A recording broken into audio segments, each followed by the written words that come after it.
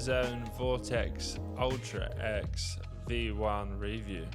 I've been meaning to do this for a while and been putting it off a bit because I've been super busy, but finally found some time to try and put this together, and yeah, hopefully you enjoy it. So it's my first kite review, and we're basically just gonna run through 3 different sessions that I had with this kite. The first one being a light wind session in Cornwall. Second one is a medium strength wind session down in Pegwell Bay. And then the last one is a high wind session in 50 plus knots over at Sandwich Bay. All super good sessions, but I think the medium strength one was my favorite, and it's where this kite really sort of shone in those medium strength winds to do kite loops and stuff like that. So yeah, let's get into it. So here we are in Cornwall, amazing place called Pentoan Bay. The conditions were cross onshore, very onshore, light winds at about 25 knots, maybe gusting a little bit more at times, maybe like dropping down a little bit less, but yeah, around the 25 knot mark. And the kite that I've been flying here is an 8 meter Vortex Ultra X. 8 meters is probably one of my favorite sizes at the moment, just because it's great for loops, it's great for going out in strong winds and boosting, and then the wind range on this kite is pretty good, as you can see from here. I'm a 90 kg rider, and riding in these onshore conditions with light wind is normally quite a struggle on an 8 meter, but you can see here I'm still able to pull some nice little loops off of these kickers and get caught at the same time. The kite is still giving me a good boost and a good floaty jump in these light wind conditions, which just really shows that wind range of this kite. I mean, 25 knots to 50 knots. I mean, you're covering a good amount. I know this is like, I'm like a average, sort of maybe a little bit above average rider, so it depends on your ability to how much wind you can take with this kite and how little wind you can go out on this kite. But again, if you're hydrofoiling, you can go out on this kite in a lot lighter winds, and I think this kite would probably be pretty good for hydrofoiling. Given its lightweight style of this kite, it will probably be pretty damn good on the foil. Mainly because it travels forward really fast, and it's always going to sort of want to fly up to the top of the window. So yeah, foiling on this kite is definitely going to be good. Maybe not as good as some of the no strut kites or one strut kites, but still, if you're wanting to use like one kite all round, it's still going to be a good kite. So for these light wind conditions, I was really surprised on how well the kite flew. And how well it gave you like a decent amount of lift for the wind strength. So yeah, really impressed with light wind. This next section of the video, we're in Pegwell Bay, and it's medium strength wind, so we're around 30 to 40 knots. It might have got a little bit more and a little bit less throughout the session. I was blown away by the upward lift I was getting from some of these jumps. It basically pulls you vertically because that leading edge and that kite wants to shoot straight to the edge of the window, and that really translates into an earlier catch from kite loops, and also an easier sort of way of doing double heli loops. So I was getting a lot more double heli loops than I would with the edge in this session, because it was just coming up and catching me every time, which was just amazing. So because this kite is designed to be like a big air, sort of new school big air kite with 3 struts on the airframe and the Alula, plus a 16-point leading edge bridle, it really turns a lot faster than the edge. You can really see that in some of these loops at the start. It just really rotates around that loop a lot faster, whereas the edge is more of a wider arcing kite, which is what I'm used to. So the faster looping kite this faster looping kite really caught me out a few times on those loops.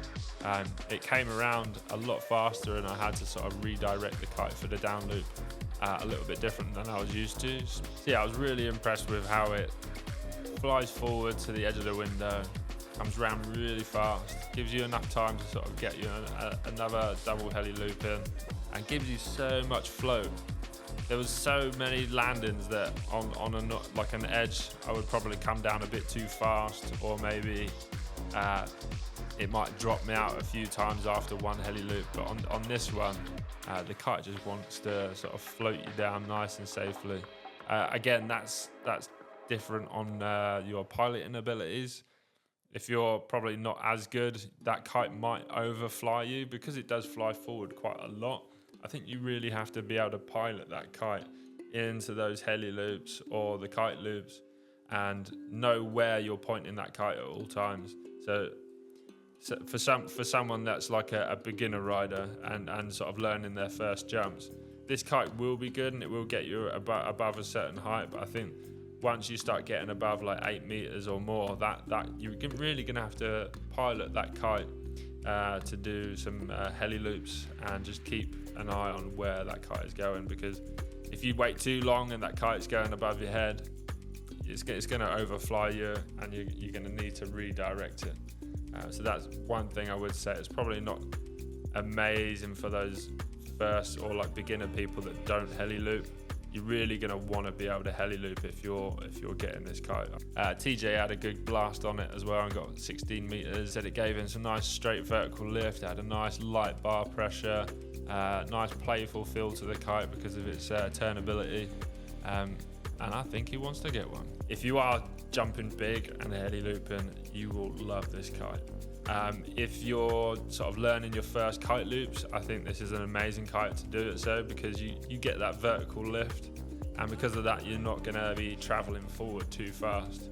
So that is the main beneficial thing I think for learning kite loops with this kite, is that upward lift is just going to inspire a lot more confidence when you're pulling those first loops to pull in bigger sort of mega loops and stuff like that. You're not going to have as much forward travel speed on some of those landings, just because that kite really wants to rotate fast, which means that you can keep it higher if you really want to, or you can pull the bar a little bit lighter and then get a sort of bigger arcing loop if you really want to sort of get that kite position a bit lower. So you can really feel like the stability of the kite up in the air. A lot of the time, because I'm a heavy rider, a lot of the time the kite wants to sort of misshape in the air. So when I'm boosting in strong winds, a lot of the time the wingtips of the kite will sort of flap out a little bit. And I've had this experience on pretty much most kites I've flown. But with this kite, I didn't have it at all. Never once have I had that kite misshape. And that's probably because you've got the 16-point bridle and then the Alula leading edge as well, which just creates a really nice, stable airframe, which is one of the things I was quite worried about coming to this kite, just because I'm really used to flying 5-strut kites at the moment, and I just didn't think it was going to hold its shape as much as those 5 struts. At the end here, I got some nice sort of 10-meter loops. Really happy with the kite's performance through this session. So this next session, we're at Sandwich Bay. It is 50 plus. It was super windy on this day. I haven't really been out in strong winds like this in a long time because of my ankle injury, but this was the day to go out. It was probably the second time I flew this kite, and I was super excited to try it in these strong winds and just try and get some straight boosts and see how high I could get with it. At the start, I really took it slowly. I was a bit, I just wanted to feel the kite out a bit more. So these first jumps, I didn't really send the kite up fast at all, and I still got a really nice upward lift from that vertical pull of the kite, like I mentioned. In these strong winds, I mean, I'm 50 knots on an 8 meter is pretty hairy for me, to be honest. But I just felt quite comfortable with this kite. A lot of the other guys that were riding at the time, I mean, the other 2 guys, Morgan and Graham, they actually came off the water pretty soon because they thought the wind was too gusty. But with this kite, I didn't really feel it that much. That might be because of the lightweight canopy. Not too sure, but it really did ride out those gusts, and I didn't really feel them, to be honest. I probably got dropped out of the sky on one jump when I jumped over Graham. Really did hold its shape throughout all of these jumps and just inspired a lot more confidence in me to sort of try and push some bigger jumps and try and get some nice floaty heli loops, which I did get some bangers. So while I was riding here, you can see I was getting some nice airtime, and I was using the Surfer app on my board. So as I look down, you can probably see some of the jump heights. I was getting around 16 meters on the bigger jump, so 16.5 meters, but was my biggest jump. My max air time on this session was 9.9 seconds, so nice, lofty, floaty jumps. And then the max distance I traveled was 123 meters, so definitely covering some big distances when I was pulling some of those double heli loops and big scent jumps. Max speed was 66 kilometers an hour. Not the fastest I've gone through the air or kiting, but definitely that upper sort of speed. So when I'm looking through the data on the Surfer app, I can see that most of my jumps are around 7-8 seconds, and I'm jumping around 13 meters plus for pretty much all of the jumps, and so it's really consistent. Towards the end of the session, I'm definitely jumping a bit bigger because I'm starting to gain confidence on this kite as well. But one thing I'd say is this kite performs in these strong winds so well. I can't wait to take it out on a day where there's maybe bigger kickers or more consistent wind, because it was quite gusty there. I was finding it hard to sort of catch a decent gust in the air to get a double uplift. So I'm really looking forward to trying this out on maybe a day where we've got some consistent strong wind with decent kickers, which around here is quite rare. Maybe I'm going to have to travel to try and find some of that, but really impressed with the usability of this kite and how easy it is to fly. So who's this kite for? I mean, it's pretty much for any kite surfer that's looking to progress into big air. It's sort of the intermediate to sort of pro level kite. I mean, even beginner kiters or kite surfers that are just jumping 3 meters are going to feel the difference of this kite. People that are jumping 10 meters plus or into the 20s are going to absolutely love this kite, especially if you're looping or starting to loop or looking to progress it into double loops or other stuff like that. It just inspires a lot more confidence because you can really trust that kite to catch you, more so than the Edge or the Enduro or other kites in the Ozone range. I mean, it's an amazing solid kite for those strong winds to medium winds, and then it's got that wind range to last into those light winds as you see in the first clips. Is it worth the money? I mean, the kite has got a big old price tag on it, as most of the Alula kites do. I personally think it is worth the money, mainly because I'm at that stage now where I want to sort of progress into sort of loop variations, maybe doing like late back rolls and stuff like that, and I really feel that this kite is going to give me that performance in the light winds to get a loop with it catching me, so that I can start to think about doing rotations without it having too much consequence, to then progressing into doing bigger mega loops in medium to sort of high wind strengths, just because I know that kite is going to rotate all the way around, fly up to the top of the window and catch me on that heli loop. So I think it's worth the money.